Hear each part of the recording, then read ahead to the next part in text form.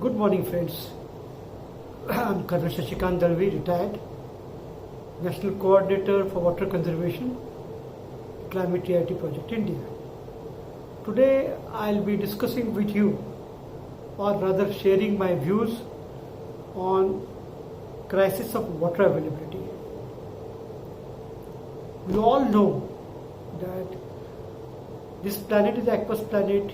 Huge amount of water is available on this planet, and still we are running through the crisis of water availability. As we are all aware that only 1% of this water,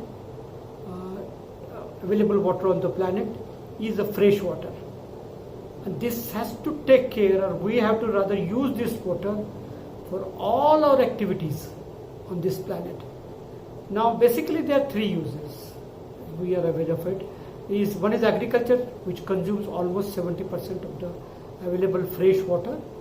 Next is industry, around 20% they use, and balance 8 to 10% is used for the domestic purpose.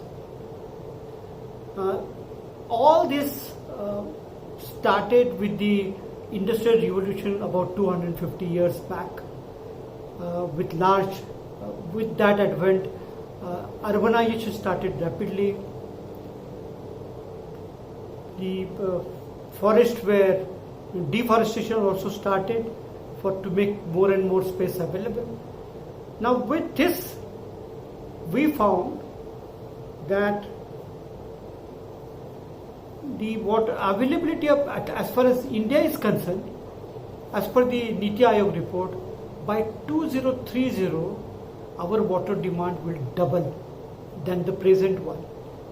Now we all are aware that the amount of water available on the planet is fixed, and since only 1% is fresh water, how are we going to cater for all these people, or all these economic activities, or all these agricultural activities? It's a next to impossible task. But then let us see how best, or what are the reasons for this crisis to occur. The first one is desilting of the natural water bodies. You take any water body, it's a natural water body, that is your reservoirs, dam reservoirs, lakes, your streams, rivers, anything. Now, due to flow of rainwater, the silt is accumulated there, and if the silt is not removed, the water carrying capacity or water storage capacity of that particular natural resource reduces drastically. As for the Central Water Commission, which looks after the dams in India,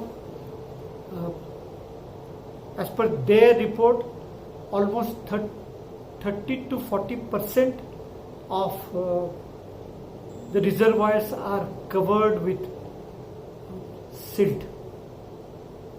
That means, moment the authorities say that there is 100% water in the reservoirs, it is not so, because large amount is still occupied by silt. Next is, we have got in the cities unequal water distribution, rapid urbanization, new and new area comes and new suburbs come in. Now those suburbs have to be supplied with water, at least 135 liters, which is authorized by WHO also, that people should get minimum 135 liters per day per person. Now to provide that, the definite amount of infrastructure, at least in the new area, has to be provided, which takes time. Now because of that, the water availability with the citizens there, the people there, reduces drastically. Then in the older part of the portion, or anywhere otherwise also, the old pipes which carry or which transmit the water underground, which are underground, are leaking. They are old and leaking. All India survey says that almost 35 to 40% of water is lost due to these leaking pipes in transmission alone. Gentlemen, it's a very huge loss. Imagine. Then we come to the non-implementation of groundwater recharge systems or rainwater harvesting systems. Now that definitely reduces, because of the urbanization, we all know that percolation rate reduces in the city from almost 35% to below 10%. Because of that, water availability reduces. Unequal water distribution also puts pressure on the groundwater. Now all this leads to non-availability or reduced availability of groundwater to us. Similarly, water conservation. There are no water conservation policies in India at least. Take a case of Pune.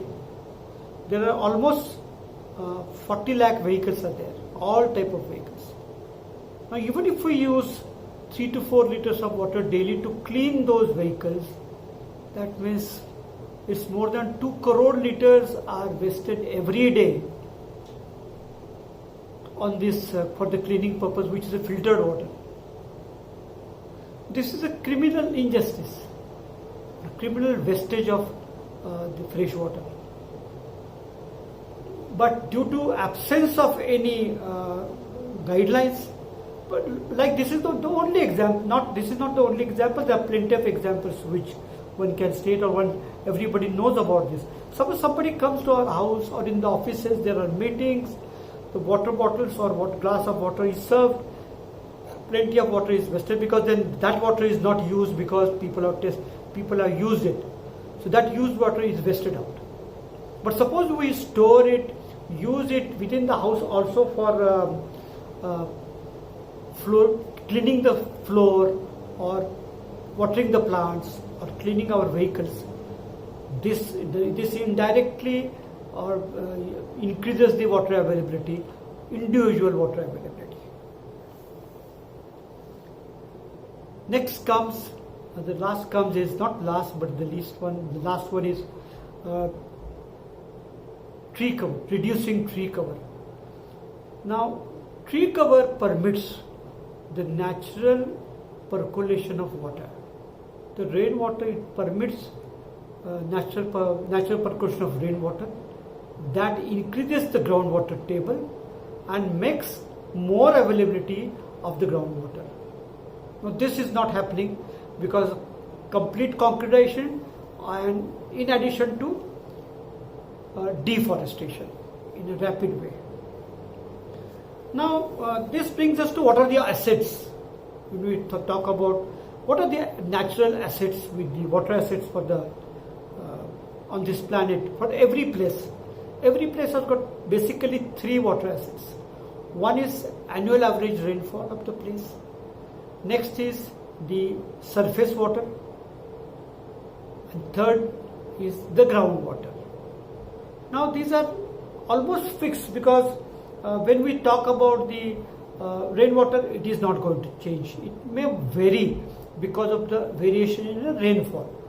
Otherwise, that remains constant. When we talk about the surface water, where there are rivers, nalas, lakes, etc., which is seen by our own eyes, that's why they are called surface water. Now here also, if the population increases, demand increases, we are not going to place a demand on Almighty to increase our rivers or lakes or anything.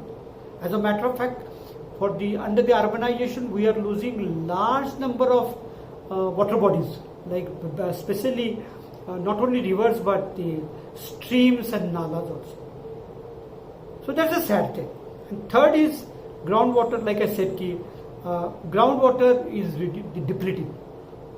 It's actually, if you compare it with, it's like a recurring deposit by the nature.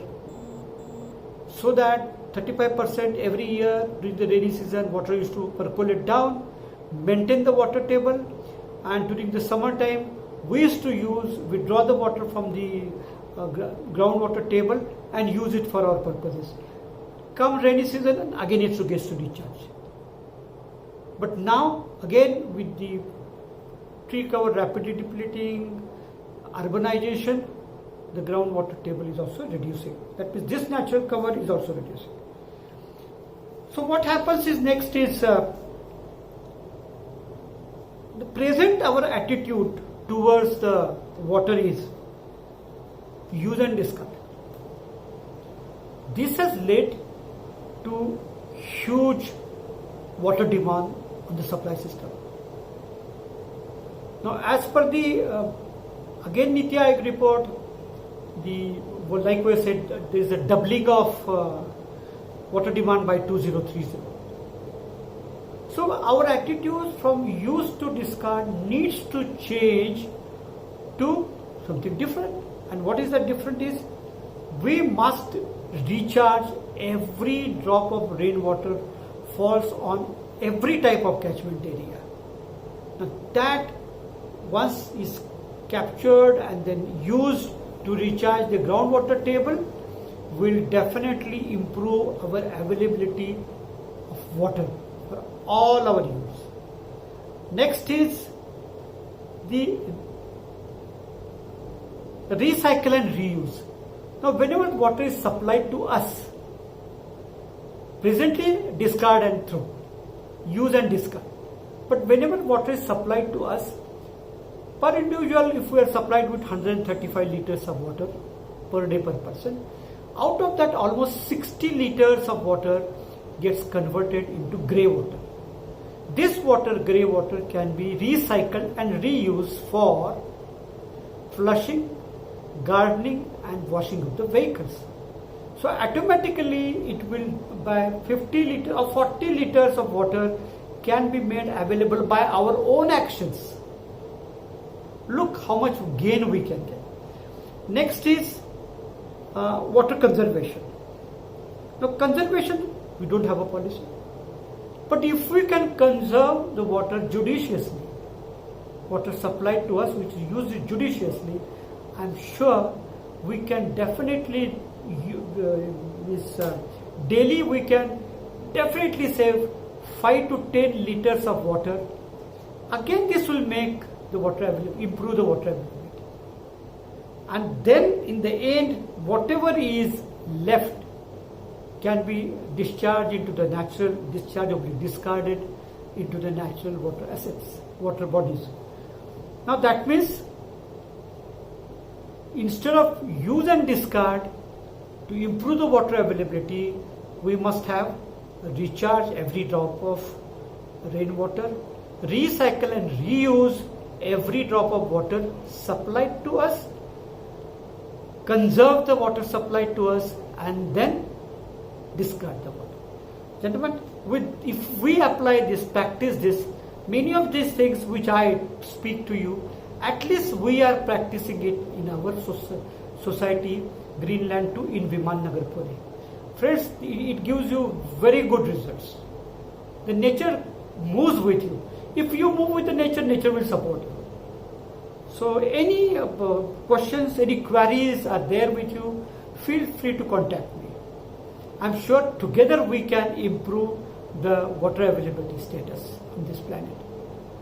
Thank you.